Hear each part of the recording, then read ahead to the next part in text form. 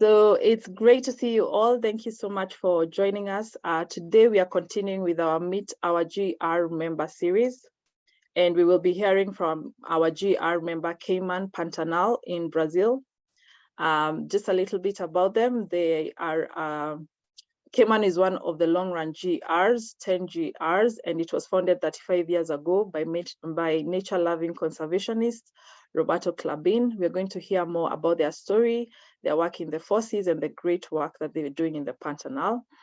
As most of you might know, the Global Ecosphere Retreat Standard is based on our FOSSI framework, which provides nature-based businesses with a holistic balance of conservation, community, culture, and commerce. And it's one of the most rigorous standards in the tourism industry, involving both on-site and off-site assessments. So today we are delighted to have a team from Caiman with us. We have Julio, who is an environmental analyst, and Murilo, who is a naturalist guide. And they're going to be sharing a lot more about Caiman. So I'm going to invite them to say hello and to start the presentation. Julio and Murilo, the floor is yours. Hi guys, good morning everyone. My name is Julio. I'm analyst environmental in the Caiman. The Murilo's and let's go the presentation now. Hello everyone, and good morning or good afternoon for most of you. Here in the Pantanal is a lovely day, about 7 o'clock, 7-8 sharp. And I'm really happy to have you all here and to have this opportunity to show you a bit of our follow-up on the 4 Cs in this 35 years of history. As Joy and Julio mentioned, I'm a naturalist guide here at Caiman Lodge for about 2 years now. And if you can all listen to me well, we shall begin. Okay. A bit of geographical context. So here we are in South American continent, and the Pantanal sits right in the middle of the continent. We like to call that we are in the heart of the continent. And you see in the image highlighted in yellow, we have the Brazil country, and the brown patch right in the middle represents the Pantanal area. So it covers about 2% of the national territory. And also it stretches to Bolivia and Paraguay, comprehending 210 square kilometers. Also in this image, we see 2 important rivers represented. The most important to the Pantanal, which is the Paraguay River. It cuts from north to south and is the only river that will bring out all of this water from this wetland. So once the flood comes, the rivers will overflow, take over the flooding plains, and finally, when it recedes, it all goes back to the Paraguay River. Also represented on the image, we have the Paraná River, which borders the states of São Paulo and Mato Grosso do Sul, where we are. The Paraná River will receive all that water from the Iguaçu Falls. Maybe you heard about it. And finally, it blends in with the Paraguay River to meet the Atlantic Ocean in between the capitals of Montevideo, Uruguay, and Buenos Aires, Argentina. This is a more detailed map from the area that shows the white ring around the colorful area. So the white ring represents the higher ground in the Pantanal. And the colorful area is all different subregions of the Pantanal. Here we are on this salmon patch on the far south of the flooding area. And the property where we are sits right on the transition of the white ring, the higher ground, and the salmon area. So what is really interesting here is that we have different opportunities exploring different grounds, different environments, actually different biomes. So different animals on our game drives. So north of the lodge, we have the flooding area, which covers most of the property. And just south of the lodge, a bit of Cerrado biome, which neighbors the Pantanal biome. To the right, I don't know if you can see my arrow from my mouse, but to the right, about a 3.5-hour drive from Campo Grande, the capital in Mato Grosso do Sul state. And also we are not far from Bonito, another highlight of the state. Many interesting sites, natural attractions to visit.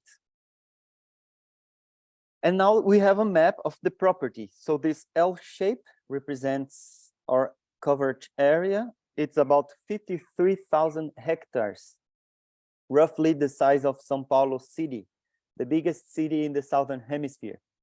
And you might see two green patches, one to the south and one to the north. To the north is what we call the legal reserve. So any rural property in Brazil needs to have about 20% of it, in this model of reserve. And south, closer to the lodge, we have our private reserve, which is a unique model in Brazil. I will comment in a few slides later. In red, we see the main roads that on our game drives will be crossing. And the dark lines are all fences that split these different areas for the cattle ranching activity and rotation. And just north of us, we are bordered by this Aquidauana River. We might see a dark patch in the bottom. That is where Casa Caiman, one of the main lodges, is. 9 kilometers east, we have Baiazinha Lodge, and 13 kilometers north, we have Cordillera Lodge. These two other lodges were the main ones operating since the operation started in the 80s. Now, since 2021, we have renovated Casa Caiman complex, and we centralize our accommodations here. The other two lodges are working as private villas, a good opportunity for a group, a family to be on their own on an amazing landscape. So these are some sky photos from Baiazinha Lodge.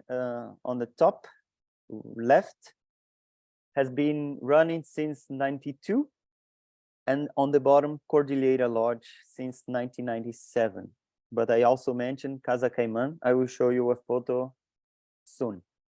I should mention that the property hosts two companies, one operating the tourism and the hotel business, called RK, stands for Roberto Klabin Hotels, and Caiman Pecuária, which stands for livestock, Caiman Pecuária.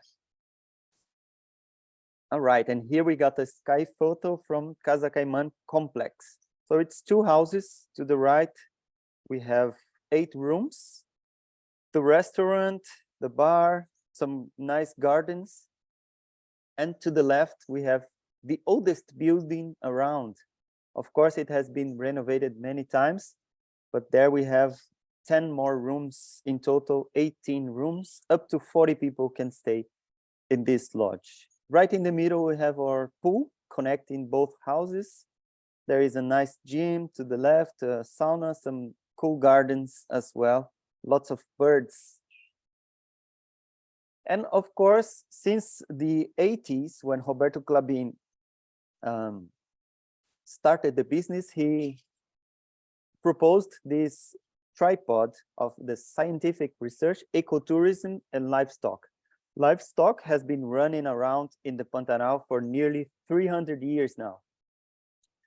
And he aimed to develop the area in a different manner, calling attention to the wildlife and the tourism. So wildlife observation is now our main attraction for our guests. Also, he called out, since the late 80s, lots of conservation projects to base themselves at Caiman. And now we have lots of fruits from these 30 years of activities. A bit about our activities. The main one we do is our game drive, exploring, trying to spot as many animals as we can. Also, every evening, the game drive will turn into a night drive when we will search for nocturnal animals. We try in every group we host to go on a canoe trip on a sunset to contemplate this amazing landscape. Also, we offer lots of push walks. There are 5, 6 now operating, a more intimate way to relate with the landscape. And of course, we follow the method of the 4 C's and the long run. So I will now comment each of the 4 C's and our follow-up throughout these 30 years in each of these 4 C's: conservation, culture, community, and commerce. Starting from conservation, I mentioned the conservation projects. So the oldest one running around nearly 30 years now is the Hyacinth Macaw Institute. They have been doing an amazing work with these species that back 30 years was threatened, and now it's still vulnerable, but the population rose from nearly 1,500 individuals to nowadays 5,600 individuals. They do offer tours for our guests as well. It's half a day period with them and a good opportunity to check on the scientific activities they do. The second oldest one in the middle of the screen, you see the blue-fronted parrot project. This species is one of the most trafficked animals worldwide. Of course, it learns how to chant, it learns how to say words. So this is one of the reasons it's a lot trafficked. Here at Caiman, we do have a healthy population of these animals chanting out loud naturally. So it's a good opportunity to come and check on these amazing animals. I will mention that nowadays this project is not that active. We have their team coming every 2 months or so to check on the nests and the individuals, how the population is going. But as we have a healthy population, they are now focused on different areas. Also, I will mention that on our staff village is where all of these birds come and roost, is a dorm place for them. So thousands of birds every morning and every evening. It's quite a phenomenon. In fact, I like to joke it's our alarm clock in the Pantanal. And to the right, we have the On Safari Association, running now for 11 years, doing an amazing work, monitoring, studying these amazing animals. They also do offer tours. Our guests can experience a full day with them, a tour in the morning and one in the evening, focused on spotting jaguars, and it is a success. These are some results by the Hyacinth Macaw Institutes from last year, from the breeding season from last year. So from April 21 to April 22, by the end of the year is when these birds are laying their eggs, colonizing the nests. And to the right, we see one photo that displays a wood box that is an artificial nest. This is one of the initiatives by the Hyacinth Macaw Institute that really helps with these birds finding areas to nest. They are quite intimate with the species that they nest, the 3 species that they will nest, and the species, the 3 that they will feed from. So about 90% of their diet relies on this palm tree, a small coconut, and nearly 100% of the nests are on this shimbuva tree, a nice big open canopy tree with a soft bark that these birds can sculpt their hollows and build their nests. So these data are from all over the Pantanal, because this institute is in the northern Pantanal and also in the Cerrado biome. But it's amazing to see that the population rose nearly 4 times in these 25 to 30 years of activities.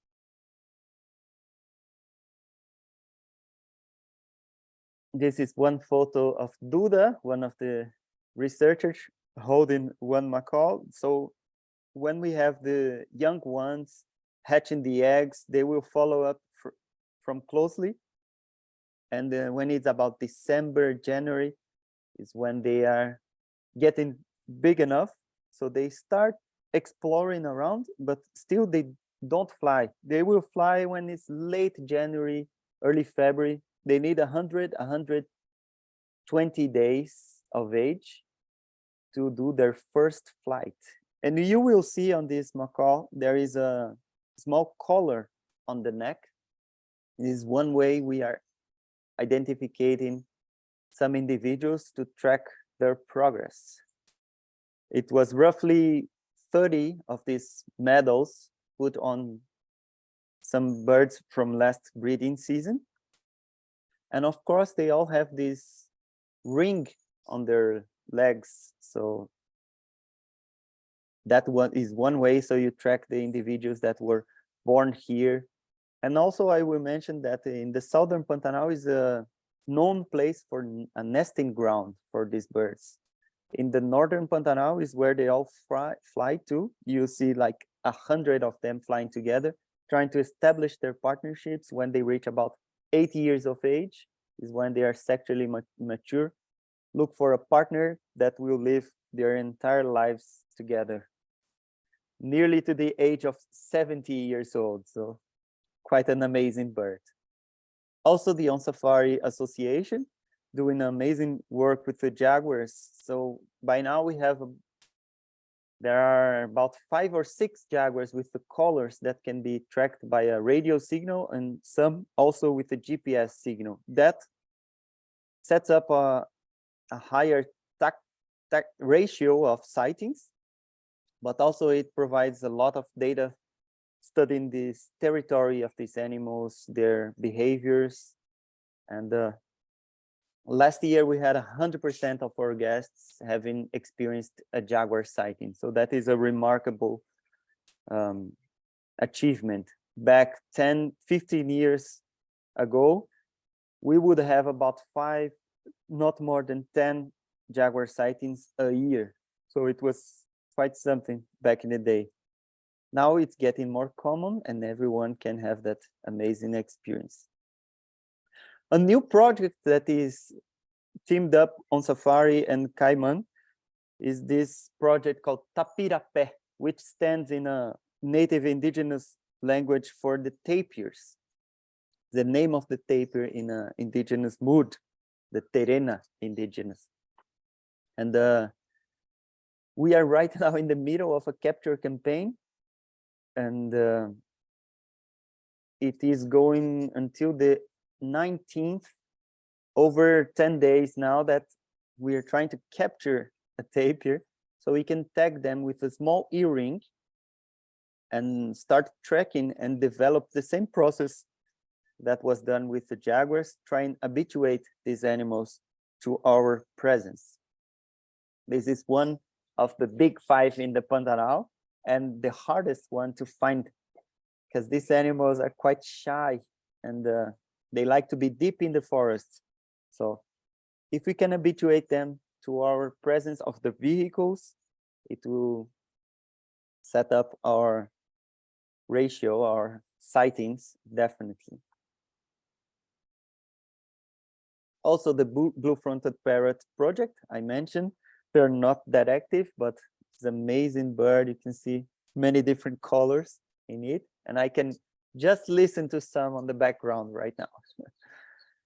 So it's the second oldest, started in the late 90s, and Caiman is the first base of this project. So the whole crew started around here, and now they're spreading out all over the Pantanal and Cerrado, having new study areas.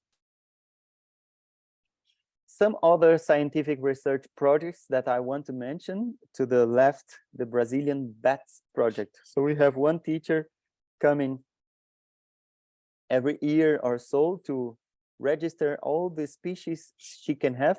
And there has been some intervention with bats that are hosting on one of the lodges. So it's a, how do I say it? It's a non-invasive way, just collecting some steel wool and having some scents, citronella, some scents on on top of the roofs, so we can avoid the presence of these animals inside the lodge and keep them on the trees. The one on the middle is monitoring of this exotic grass, an African grass. We call it over here brachiaria. So we have had some fire events in the past, in 2019 and 2021. And since then, we are studying the progression, the dynamic of this grass that is a bit invasive in our country. And to the right, we have a new project with capturing sounds in some specific areas of the property to have a database on what are the amphibians we can find over here. Still on an early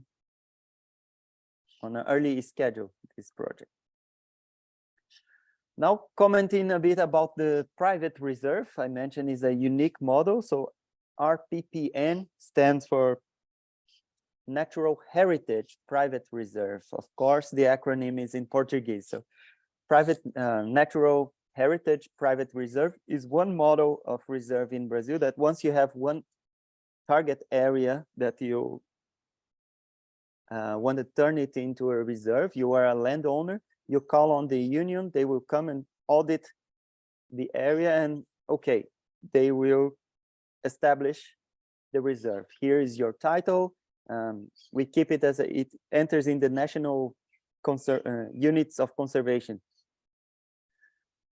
So once it is established as a reserve, it cannot be dissolved as any legal means, by any legal means. So that means if the property gets sold, split, anything happens, the reserve will always remain as a reserve. And the only two activities that you can develop are, of course, scientific research and environmental education. Then ecotourism, a bushwalk, would fit into the environmental education. And here it holds the name Dona Araci as a tribute to Roberto Klabin's mom. Just recently, we had approved with the environmental affairs minister, the highest authority in the country, our management plan for the private reserve. So there we have lots of proposals, and one of it is to host biodiversity credits. It works similar to carbon credits. We are using this platform called the Life Institute. So teaming up with them, they come and study some indicators of biodiversity and business, how the livestock affects it, how the reserve affects it, and they will have a platform that will calculate our fitness into this model. So we expect in 5 or 10 years time to have a market of credits from biodiversity and host different people interested in managing these assets. Also, if you look, joining these two areas, we will see the whole property, the L shape again. This one area to the left is destined to the development of this institute called IMARC, Maria Angela and Roberto Klabin Institute. It's roughly 16,000 hectares of the territory that is destined to create and replicate what has been developed in this 35 years of Cayman history, and to sustain Roberto Klabin and Maria Angela legacy in the area. They have dedicated their lives developing what we have right now over here. So it's one way they want to sustain this legacy, starting on a new area, some new different projects. Also, this project going on called the 5 Ps Alliance is one association with different landowners, neighboring properties. And the 5 Ps stands for Pantanal: partnerships, preservation, pecuaria, which means cattle ranching, and productivity. So all of these landowners have agreed that in the area we will keep the cattle ranching activity, not have any mechanized agriculture, which is a bit more detrimental to the landscape. And also we keep protection for the wildlife. So that will create a corridor. We see Caiman shape to the right, the L shape, creating a corridor toward eastwards that will be an amazing place for wildlife. I have this more detailed map that shows in the right, in the left, we have some of the animals registered. So over 200 species of fish, over 400 species of birds, reptiles, over 100 species of mammals. So quite a remarkable association that's partnering up. They are now protecting 436,000 hectares of land. I mentioned some fire events in 2019 and 2021. Since then, we have been having a close look upon the fire and developing some fire brigades and some strategies for fire prevention. This is one study that highlighted a good strategy to follow up on our fire brigades.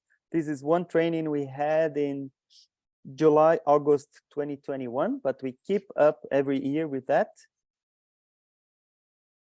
And these are some numbers from fire breakers we have made or improved last year.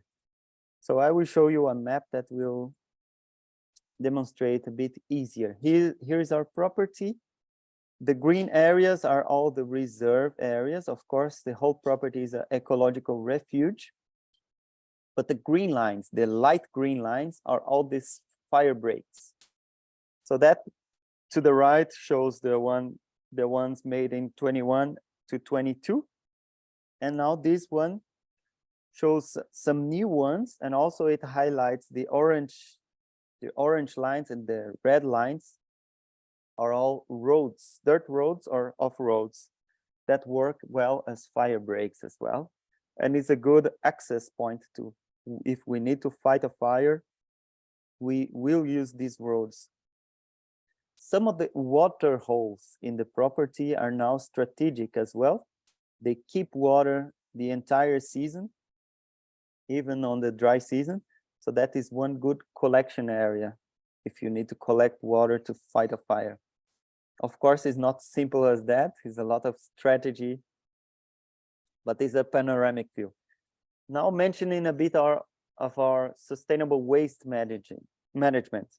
This is one effluent treatment station, which is close to me, about 50 meters close to me, treating all of our effluents. Finally, all of this water will be back clean into the landscape. This one water treatment station just installed on one of the lodges is now treating the water before it reaches the tap. And this is one project that is now well established, the recycling material collection center. So everyone in the village is involved in this. Every house will separate their materials.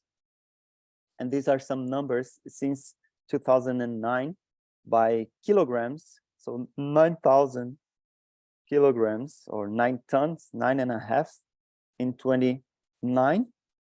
Of course, some years it minimized, but in 2021, when we started operating after COVID, it roses back. And this graph shows us some detailed split by each material. So a lot of glass, a lot of paper, but I should mention that all of this collected material is sent to a recycling facility, sold in some cases, and all of that creates a fund for the community. Composting is one activity we keep up with and we have just installed now over a year inside the lodge. So it is done locally. So in our village to the left, we have one composting facility. To the right, inside the lodge, another composting facility. Doing on this chamber is a microorganism, not a vermicompost. So we just mix half with dry material, half with organic residue, and the process kicks on. After 3 months, 4 months, we have a finished product that is a good fertilizer for our gardens. These are some numbers in kilograms, what we have composted since 2020. In 2021, over 8 tons of organic residue composted. Now getting into the second C, culture. Of course, cattle ranching, I mentioned it has been around throughout nearly 300 years. And it's good that we have it here because it avoids mechanized agriculture from reaching into the Pantanal. And it's part of our culture, of course. A lot of the indigenous have absorbed these traits. And if back in the day, property would employ more men to work out in the field, now with the hotel business, we have different opportunities to employ also women, guides, different jobs, different opportunities, a more interesting way to develop the landscape, the area. In our culture, we have every year we have an annual festival called the Festa Pantaneira, an orchestra, lots of colors, lots of good food. Every July it happens. It's coming in about 2.5 months. For all of our guests, we have our typical Pantaneiro barbecue, and it's a unique way to do it in the Pantanal. People are quite proud of their culture, and we keep it like that. And also our store has just increased the number of products and partnerships with artisans in the area. So we now offer a good variety of indigenous handicrafts and hats, clothes, books. Good opportunity for our guests to bring back home our culture. Also on the culture, on the Sea of Culture, we have some horseback rides as an optional activity for our guests. And now I bring back to the third C, community. So in our community, we have been developing some activities to the outer community and the inner community as well. So some game drives for schools. We do have a school inside the property for our kids, and also schools from Miranda town, the nearest town, that can come and experience our game drives. To our inner and outer community, some planting activities, some joint efforts to sustain our gardens, our trees around our village, and also some sport events. I will show you a photo in the next slides. And our H anniversary, so it's about 120 employees. And we have a monthly anniversary for all of the ones in the month. Also with our healthcare in the community, we have a dentist coming every month, a consultory. And we have just agreed with the town hall to come with a doctor every 45 days, a month and a half, to check on the general health of all of our employees.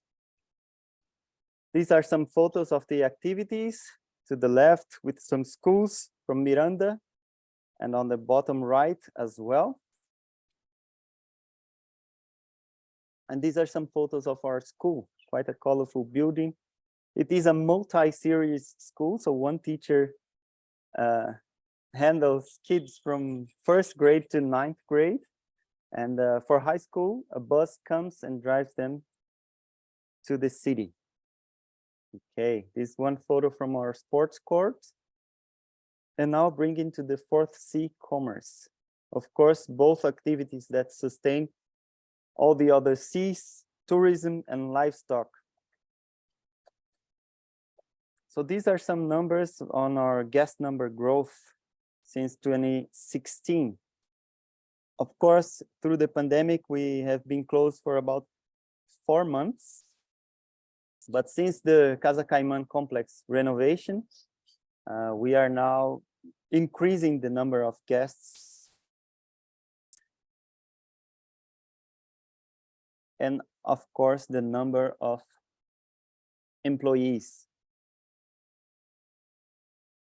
And with the livestock, throughout these 30 years, we have been reducing the number of cattle heads. So right now is about 15,000 heads.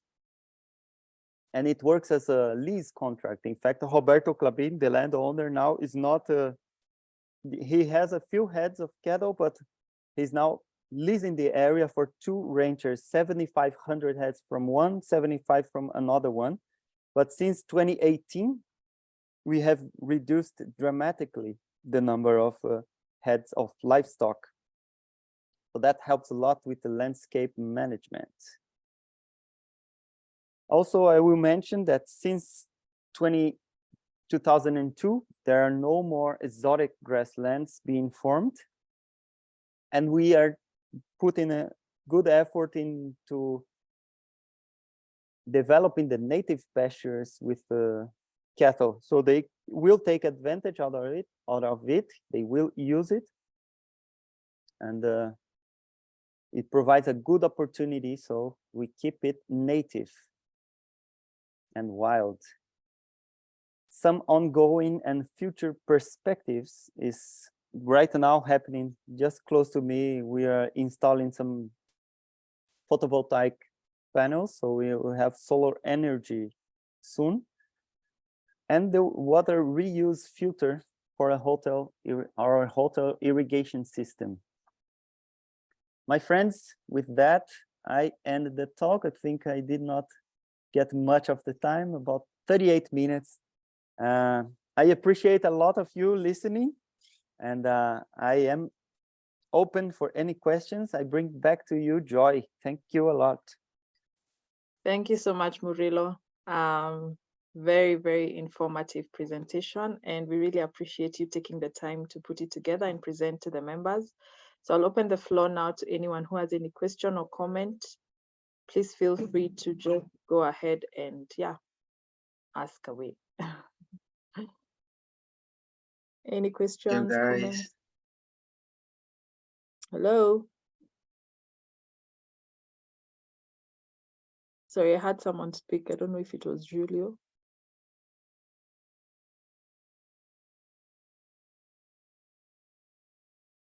From my side, I think really inspirational. Thank you, Murilo.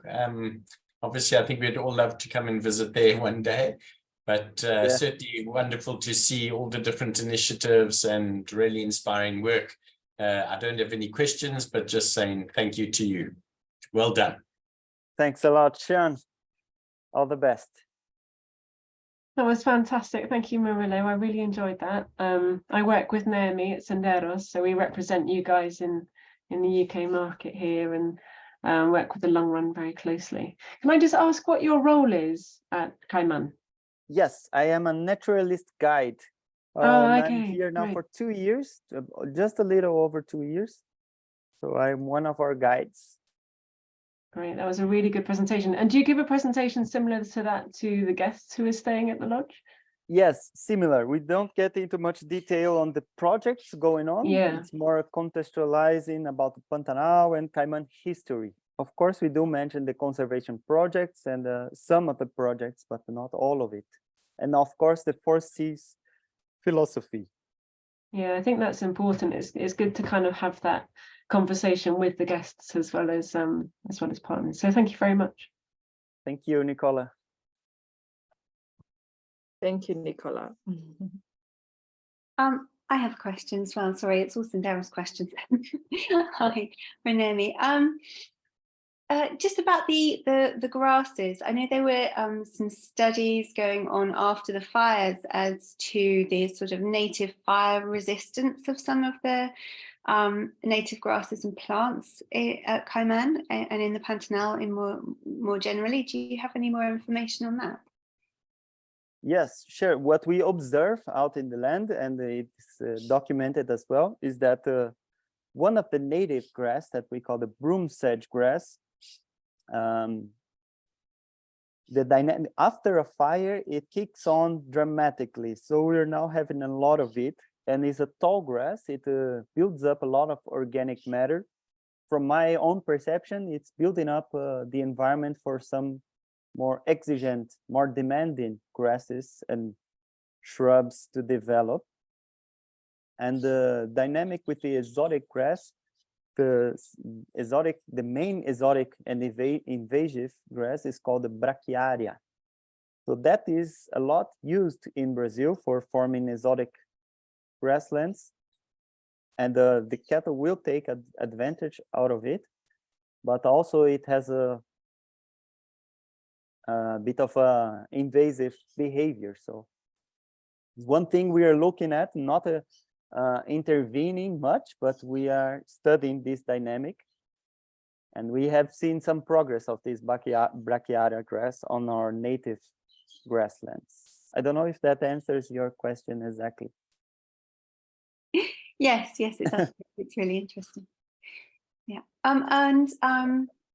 Also a question related to the fires, I think, was to do with the blue hyacinth macaws. Sure. And obviously a lot of that, you mentioned how fussy they are about where they'll nest and what they'll eat. It's two very specific trees. What have you been able to observe, about the fire damage and their sort of patterns of behavior? Have you had to build a lot more nest boxes, and is there enough sort of, palm nut for the blue hyacinth macaws to recover really well at Caiman? Yes. So talking about what they feed on, the acuri palm tree, this is one palm tree that since the fires in 2019, it has triggered their fructification. So we see a lot of them fructifying. From what we observe, the lifespan of this tree is getting shorter. They're sending out more seeds, and it can get to a point it can dominate the land. So talking about what they feed on is not a big prejudice, but of course the other tree where they nest, called the manduvi tree, is a soft bark, one tree that they will need about 70, 80 years of age, so they are thick enough so the macaws can build their nest, and they will never start a nest. Once a branch falls, an open wound stays on this tree, the woodpecker comes, a whole life dynamic kicks on, and they will continue a wound in this tree. And after they build their first nest, they will come back to it, but the young ones, the chicks, will develop their abilities kind of playing around with the nest, and that opens up the nest. So they will, the nest itself will have a lifespan as well, because at some point it gets a lot exposed and the rain can come in and be harmful to the new chicks, new offsprings. So one good thing that happens every tour with the Hyacinth Macaw project, you will check on the nests, artificial nests and natural nests, but also our guests will plant manduvi trees. Thinking about it, they will name each tree and thinking about that in 60, 70 years time, they will host some new hyacinth macaws. And I just mentioned that these birds live up to 70 years old. So it's quite a remarkable bird species, the largest macaw worldwide. So these two initiatives are nicely done by the Hyacinth Macaw project, establishing lots of wood boxes. It helps a lot with their nesting places. the more, the better. Lots of other species will take advantage on these boxes, over 30 species. Ducks, even beehives will colonize these areas, but not the beehive, but other birds will use it in different moments, different seasons of the year, not harming the hyacinth macaw breeding season. And also the mandovi planting of seedlings with the guests is one good activity with the hyacinth macaw project. Thank you for your question. That's great. Thank you for your answers. Thanks, Naomi. Thank you so much. Emma? Thank you so much. First of all, really great work that you're doing and really inspired by all of the scope that you have. So thank you. My question is about the conservation work. Do you all directly manage any of the conservation work, or do you enable other scientists and other nonprofits to be on your land? Because that's something that is different than some of the other members and much more related to what we do. So I'd be interested to hear how you do it, or maybe you are the groups of scientists who are doing this yourself are part of your team as direct employees, but would love if you could explain the breakdown a little bit more. Thank you so much.